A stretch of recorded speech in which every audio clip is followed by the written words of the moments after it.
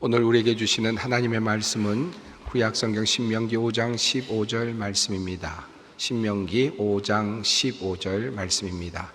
이 계시의 말씀을 봉독할 때 다 함께 살아계신 하나님의 음성을 들으실 수 있기를 바랍니다. 너는 기억하라. 내가 애굽 땅에서 종이 되었더니 내 하나님 여호와가 강한 손과 편 팔로 거기서 너를 인도하여 내었나니 그러므로 내 하나님 여호와가 내게 명령하여 안식일을 지키라 하느니라. 아멘. 얼마 전에 선교대회가 브라질에서 있었습니다. 그래서 그곳을 방문하고 또 그곳에서 말씀을 전하고 온 일이 있습니다. 우리 본 교단에 속한 많은 선교사님들, 전 세계에 흩어진 선교사님들 중에서 또 리더들이 함께 모여서 선교 전략을 모색하는 그런 모임이었는데요. 아마 코로나 때문에 제대로 모이지 못하다가 이번에는 특별히 마음을 먹고 그렇게 특별한 장소에서 모였던 것 같습니다. 브라질의 이구아수라고 하는 그 폭포가 있는 그곳에서 집회를 가지면서 선교사님들을 위로하기도 하고 또 함께 전략을 또 모색하기도 했습니다. 참 은혜로운 시간을 보냈는데 그리고 나서 하루 이구아수 폭포를 구경할 수 있는 그런 기회가 주어졌습니다. 저에게도 참 큰 축복의 그런 기회라고 생각이 되었는데요. 그곳에 가서 이제 들어가서 그 장관을 보았는데 정말 이것이 현실인가 할 정도의 아주 큰 폭포가 2.7km에 달하는 큰 폭포가 저를 마주하고 있었습니다. 핸드폰을 꺼내서 사진을 찍으려고 몇 장을 찍었는데 기대를 하고 이번에는 정말 많이 찍어야 되겠다, 잘 찍어야 되겠다라고 생각을 하고 핸드폰을 꺼내들고 사진을 막 찍기 시작을 했는데 조금 후에 문자가 하나 떠올라왔습니다. 저장 공간이 부족합니다. 정말 허망했습니다.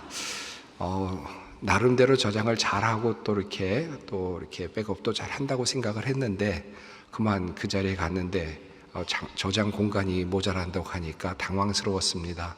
나름대로는 따로 특별하게 백업을 할 수 있는 상황도 아니었기 때문에 열심히 지나간 사진들을 하나씩 지워가면서 또 찍고 또 찍다가 저장 공간이 부족하다 그러면 또 몇 개를 지우고 또 찍고 하면서 그렇게 몇 장 겨우 남겨왔습니다. 그렇게 시간을 보내면서 제 마음속에 참 이 저장을 하는 것도 중요하지만 삭제하는 것도 참 중요하구나 하는 생각, 또 덜어내는 것도 굉장히 중요하구나 하는 생각을 하게 되었습니다. 컴퓨터나 핸드폰이나 저장 공간이 부족하면 메모리 용량을 늘리면 된다고 하니까 그래도 또 과학이 발전하고 있으니까 계속해서 또 그렇게 용량을 늘리면 되기는 하겠죠. 그런데 우리 인간의 뇌를 한번 생각해 봤습니다. 정말 우리 인간의 뇌는 대단하다라는 생각이 들지 않습니까? 하루 종일 보는 것이 얼마나 많습니까? 촬영으로 말하면 그 메모리 용량이 얼마나 될까요? 귀로 듣는 게 얼마나 많습니까? 또 감각으로 경험을 하게 되는 것이 얼마나 많습니까? 이 모든 것들을 데이터로 아마 따진다면 어마어마한 데이터일 텐데 그것도 하루도 아니고 365일도 아니고 전 생애 동안 그것이 계속해서 쌓이는데 그것이 어떻게 가능할까? 어느 날 갑자기 뇌에서 저장 공간이 부족합니다 라고 그런 신호가 온다면 어떨까 하는 생각도 들긴 하는데 우리가 살아가면서 그런 경험을 한 적이 거의 없지 않습니까? 하나님의 창조의 섭리가 참 놀랍다 하는 생각이 들기도 합니다. 최근 흥행 중인 영화 중에 인사이드 아웃 2라고 하는 그런 그 속편 영화가 애니메이션 영화죠. 영화가 지금 상영 중에 있다고 하는데요. 이 영화는 라일리라고 하는 소녀의 마음속에 있는 기쁨, 그리고 슬픔, 분노, 두려움, 혐오 같은 감정들이 의인화되어서 나타나는 그런 영화입니다. 1편도 그랬습니다만은 영화에서 라일리가 겪는 경험들이 감정과 만나서 하나의 빛나는 구슬 형태로 하나씩 저장되는 그런 장면이 반복적으로 등장이 됩니다. 라일리가 경험하면서 슬픈 경험을 하게 되면 슬픈 구슬이 하나 만들어지고요. 또 기쁜 일이 일어나면 기쁜 구슬이 하나 만들어지고 하나씩 쌓여가는 거죠. 하루에 수백 개의 그런 구슬들이 쌓여갑니다. 그 구슬들은 다 어떻게 하는가? 밤에 라일리가 잠이 들게 되면 청소부가 나와서 구슬을 장기 저장소로 보낼 것과 그리고 쓰레기장으로 보낼 것을 이렇게 나누어서 보내는 그런 장면이 나타납니다. 이 영화에 나오는 이 묘사는 우리 기억에 대한 뇌과학적인 연구를 바탕으로 그렇게 구성이 되었다라고 그렇게 이야기하고 있습니다. 영화 속 라일리와 마찬가지로 우리는 하루에 많은 것들을 보는데 잠을 자면서 기억할 것들은 기억하고 또 버려야 될 것들은 버리는 것 같습니다. 그렇기 때문에 우리가 용량이 모자라지 않고 그렇게 우리가 살아가고 있다라고 할 수 있겠습니다. 그런 면에서 본다면 이 망각이라고 하는 것이 참 어떤 의미에서 본다면 매우 필요하고 중요한 것이다 라는 것을 알 수 있죠. 독일의 철학가인 프리드리히 니체는 인간은 망각의 동물이다 라고 그렇게 말을 한 바가 있습니다. 그에 따르면 인간은 망각하기 때문에 고통스러운 기억을 잊을 수 있고 또 이성과 욕구의 충동과 그리고 모순도 잊을 수 있고 그래서 잊어버릴 수 있기 때문에 인간은 현재에 이르러 항상 행복을 누릴 수 있으며 또 그렇게 살 수 있다라고 그렇게 이야기를 한 적이 있습니다. 그런데 만약에 우리가 이 망각하는 기능을 잊어버리게 된다면, 그런 기능이 사라지게 된다면 어떤 일이 일어날 것 같습니까? 여러분의 인생에서 그런 일이 일어난다면 여러분은 어떠실 것 같습니까? 실제로 이런 병을 앓는 사람이 존재한다고 합니다. 그 병의 이름은 과잉기억증후군이라고 불린다고 하는데요. 이 증후군은 지금 전 세계에 한 80명 정도의 사람들이 앓고 있는 그런 아주 희귀한 병이라고 합니다. 이 소설이나 만화 속에나 나올 만한 그런 병인데 이 병에 걸린 사람들은 절대로 잊어버리는 일이 없다는 겁니다. 깜빡하는 일이 없다는 겁니다. 과거에 지나간 일들이 마치 녹화된 것처럼 생생하게 그대로 남아 있다는 것이죠. 단순한 기억만 남아있는 것이 아니라 당시 느꼈던 감정들, 기쁨이라든지 슬픔이라든지 다양한 그런 느낌들이 그대로 남아있어서 계속해서 그곳에서 그들에게 자극을 준다라고 하는 것입니다. 어찌 보면 이렇게 모든 것을 기억할 수 있다라는 것이 부럽게 여겨질 수는 있겠지만 슬픈 기억까지 평생 동안 사라지지 않는다 라고 한다면 그것 또한 굉장히 큰 어려움이겠다. 아니 참으로 힘든 그런 문제겠다라는 생각이 듭니다. 여러분이 살아가면서 오늘 그래도 행복하게 살아갈 수 있는 이유는 여러분이 과거에 겪었던 참으로 참혹했던 일들이나 참으로 슬펐던 일들이나 참으로 억울했던 일들이 그만 망각 속으로 사라져 버렸기 때문이죠. 그래서 그것을 잊어버리고 있어서 그래서 오늘도 여러분은 그래도 행복하다는 생각을 하고 이렇게 살아가고 있는 것 아니겠습니까? 만약에 우리가 그 모든 것들이 다 기억난다라고 한다면 우리들의 인생은 참으로 힘들고 어려운 삶이 될 것 같습니다. 전쟁 등 극도의 스트레스로 노출된 사람들이 겪는 외상 후 스트레스 장애라고 하는 것이 있는데 이것 역시 과잉 기억 때문에 일어나는 일이라고 합니다. 이 트라우마에서 벗어나려면 이 감정적 망각이 일어나야 된다. 다시 말하면 망각을 해야만 이 트라우마에서 벗어날 수 있다라고 그렇게 이야기를 합니다. 그러고 보니까 우리가 모든 것을 기억할 수 없다라는 것은 한편 우리에게는 하나님께서 우리에게 주신 큰 축복이 아닐 수 없습니다. 에란 카츠라고 하는 분이 이런 글을 썼습니다. 기억하는 것만큼 망각도 중요하다. 인간 뇌에 주어진 큰 축복 중 하나는 망각이다. 좋은 기억력이 성공의 지름길이라면 망각은 잘 살아가는 데 필수적인 요소다. 과거의 실패, 실망감, 트라우마를 이겨내고 더 나은 삶으로 나아가기 위해선 망각이 절대 필요하다. 성경을 보면 하나님께서도 망각을 한다라고 하는 그런 내용이 나옵니다. 하나님은 완전한 분이셔서 절대로 잊어버리시지 않으실 분이시죠.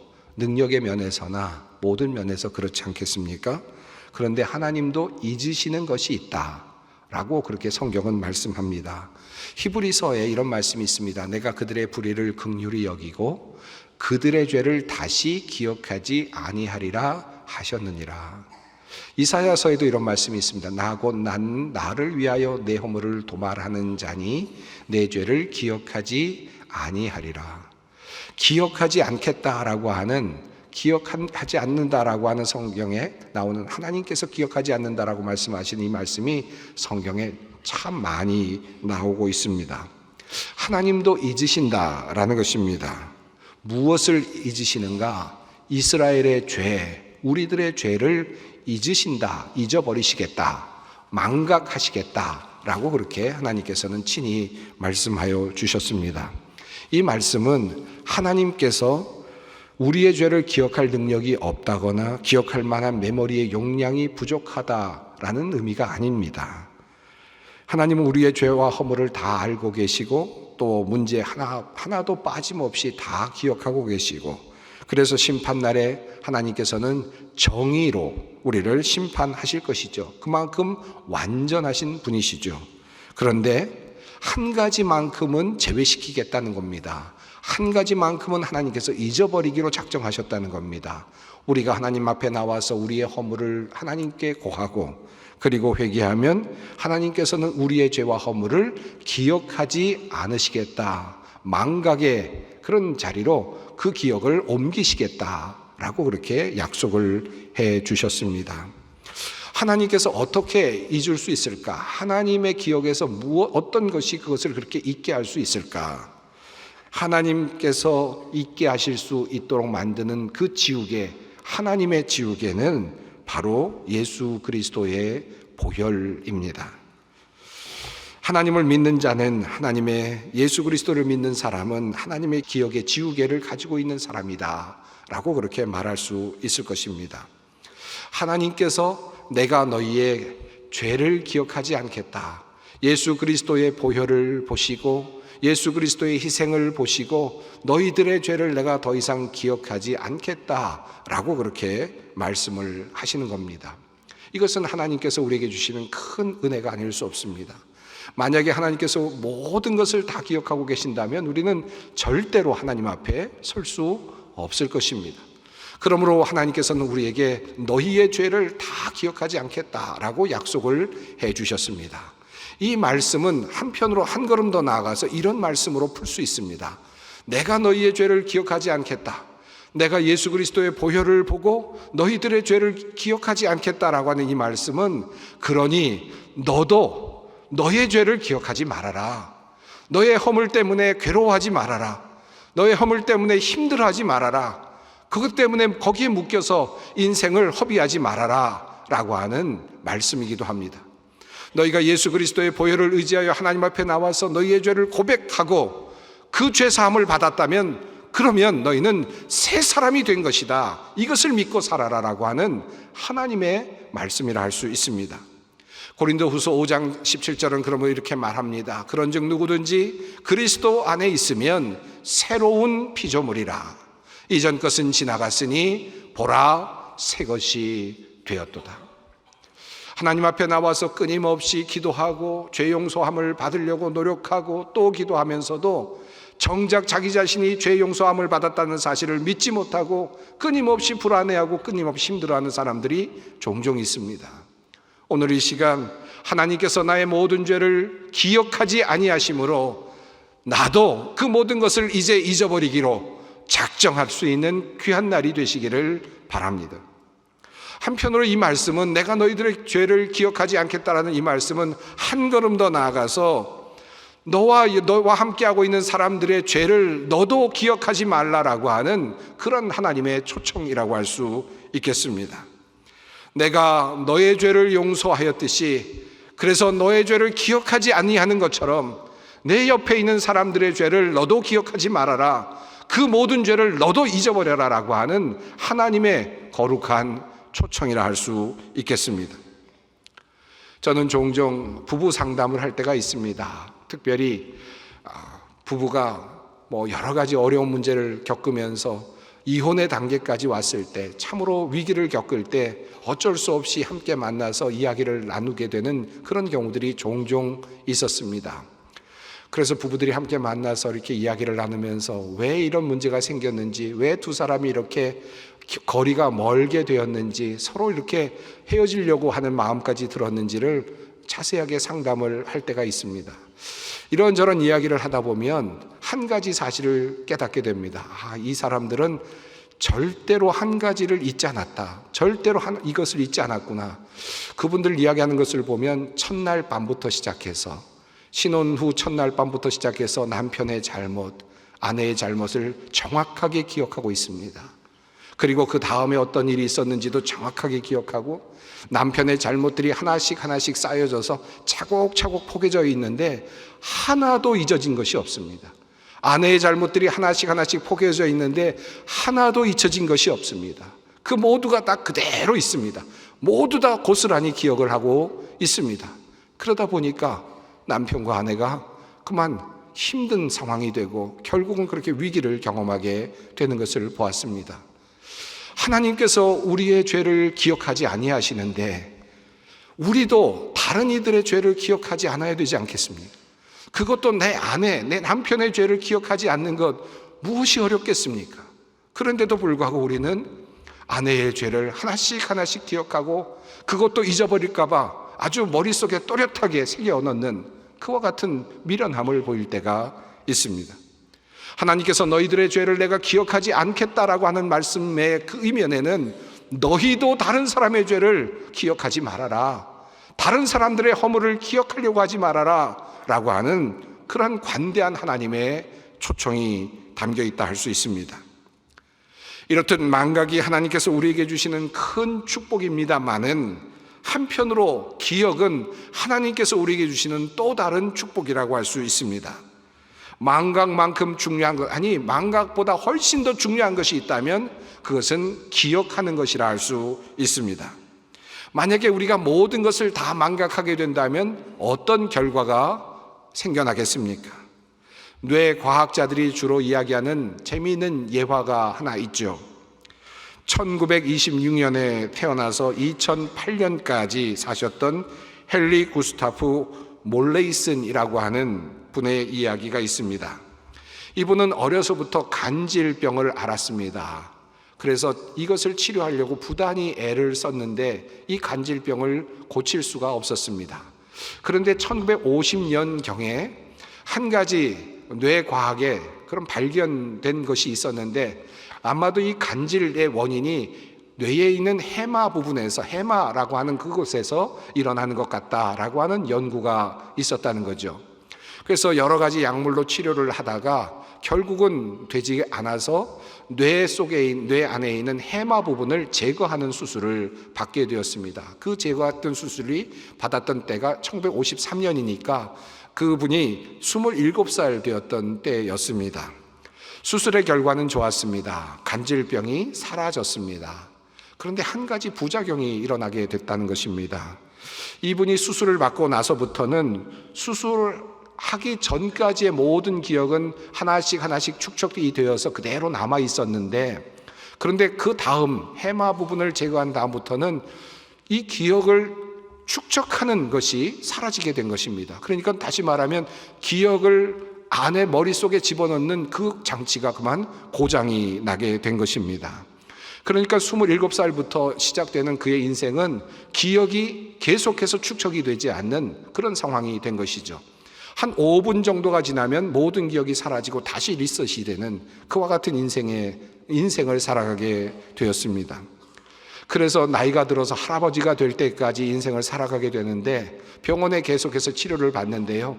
병원에서 이 사람이 말합니다. 내가 왜 여기 있느냐? 나는 지금 27살인데 왜 내가 여기 있느냐? 왜 나는 이렇게 늙었느냐? 물어봅니다. 그때 1953년에요. 이렇게 해마 수술을 했는데 그때만 해도 의학적인 지식이 없어서 이렇게 됐고, 이렇게 돼서 지금 이런 기억을 만드는 그런 기술이 없어서 지금 사라졌습니다. 라고 이야기를 하니까 알아는 듣더라는 거죠. 그런데 또 시간이 지나면, 또 5분이 지나면 내가 왜 또 여기 있느냐? 또 물어보고 또 다시 그렇게 자기 정체성을 찾더라는 것입니다. 그의 인생을 보면서 참 안타깝다라는 생각이 들면서 그가 27살까지는 살았는데 27살부터 그가 죽기까지 수십 년 동안은 과연 그는 누구였을까를 생각해 보니까 그가 과연 자기 자신을 누구라고 할 수 있었을까? 그는 그냥 27살의 그 기억에 그저 그냥 멈춰 서 있는 그런 사람일 수밖에 없었겠다. 기억이 축적이 되지 않으니까 결국은 그 사람의 정체성도 사라졌다라는 생각이 듭니다. 우리가 종종 취직을 할 때 자소서, 자기소개서라는 것을 쓰죠. 이 자기소개서를 쓸 때 어떤 것들이 쓰여집니까? 공적으로 자기가 경험했던 것들, 또 받았던 학위들, 여러 가지 경력들을 쓸 것입니다만은 그 외에도 자기가 느꼈던 감정적인 그런 기억들, 또 자기가 느꼈던 여러 가지들이 그 어우러져서 자기를 소개하는 그런 역사가 됩니다. 그래서 자기의 정체성이 되지 않겠습니까? 만약에 자기 자신이 그 모든 기억이 없다라고 말한다면 자기는 없는 것이 될 수도 있을 것입니다. 그러므로 이 기억이라고 하는 것은 매우 중요합니다. 자기의 정체성을 만들어주는 매우 중요한 도구이기 때문입니다. 아니, 기억 자체가 나의 정체성 그 자체라고 해도 과언이 아닐 것입니다. 내가 누구인가라고 하는 질문에 대한 대답은 내가 기억하고 있는 것과 분명히 연관되어 있습니다. 이것을 한마디로 표현한다면 우리가 기억하는 것이 바로 우리 자신이다 라고 그렇게 말할 수 있겠습니다. 자, 그렇다면 여러분, 우리는 지금 무엇을 기억하고 있습니까? 여러분은 무엇을 기억하고 있습니까? 나의 기억 속에 남아있는 바로 그 나는 어떤 모습입니까? 어떤 분들은 내가 참으로 어렸을 때 힘들게 밥을 제대로 먹지 않으면서 굶으면서 공부했던 그 기억을 머릿속에 또렷이 기억하고 있을지도 모르겠습니다. 나는 어렸을 때 밥을 제대로 먹지도 못했는데 그럼에도 불구하고 열심히 살았지. 나는 이런 사람이야. 아마 그렇게 자기의 정체성을 말할 수도 있을 것입니다. 내가 열심히 살다가 이런 사업을 열심히 해서 내가 이렇게 되었지. 나는 이런 사람이야. 어쩌면 이렇게 자기의 정체성을 그렇게 규정할 수도 있겠습니다. 이것은 모든 기억에 모든 것들이 모여진 그런 총체라고 할 수 있을 것입니다. 제가 이따금 어떤 분들과 이야기를 나누다 보면 그냥 외적인 그런 만남이 아니라 좀 깊은 만남을 하면서 그분들의 이야기를 듣다 보면 내가 누구인가에 대한 이야기를 털어놓을 때가 종종 있습니다. 물론 외적으로 내가 어떤 일을 했는지, 어떤 경험을 했는지 이런 것도 중요한데 마음을 열고 내가 누구인가라고 하는 그 기억을 이렇게 이야기를 하다 보면 거의 대부분의 사람들은 자기 자신을 불쌍한 사람이라고 이야기를 합니다. 나는 참 불쌍해. 어머니로부터도 사랑도 제대로 못 받았고, 나는 참 불쌍해. 나는 참 배고프게 살았고, 나는 참 불쌍해. 나는 참 바둥바둥 힘들게 살았고, 그렇게 해서 이렇게 부자가 됐지만 그럼에도 불구하고 나는 참 불쌍해. 나는 외로워. 이것이 그들의 역사이고 자기 정체성이고 자기의 기억이 될 때가 참 많습니다. 자, 그렇다면 하나님께서는 우리에게 무엇을 기억하라고 하실까요? 오늘 본문 말씀이 우리에게 말씀합니다. 너는 기억하라. 내가 애굽 땅에서 종이 되었더니 내 하나님 여호와가 강한 손과 편팔로 거기서 너를 인도하여 내었나니 그러므로 내 하나님 여호와가 내게 명령하여 안식일을 지키라. 너는 기억하라. 네가 불쌍한 사람이라는 걸 기억하라 라고 하지 않으셨고, 하나님께서는 너는 기억하라. 내가 강한 손과 편팔로 너희를 애굽에서 구출하여 내었다. 구원하여 내었다. 이끌어내었다. 그것을 기억하라. 그것을 기억하기 위하여 너희는 안식일을 지켜라. 예배자가 되어라 라고 그렇게 말씀을 하시는 겁니다. 창세기를 보면 안식일이 만들어진 역사를 보면 하나님께서 모든 천지 만물을 창조하시고 인간을 만드신 다음에 하루 쉬시는 날로 안식일을 지정하셨죠. 안식일을 기억하라는 말씀 속에는 하나님의 천지 창조와 인간 창조의 역사도 함께 들어 있습니다. 그러므로 안식을 기억하라는 이 말씀 속에는 두 가지 의미가 함축되어 있습니다. 이 말씀은 내가 너를 지었다. 내가 온 세상을 지었다. 너도 내가 지었다.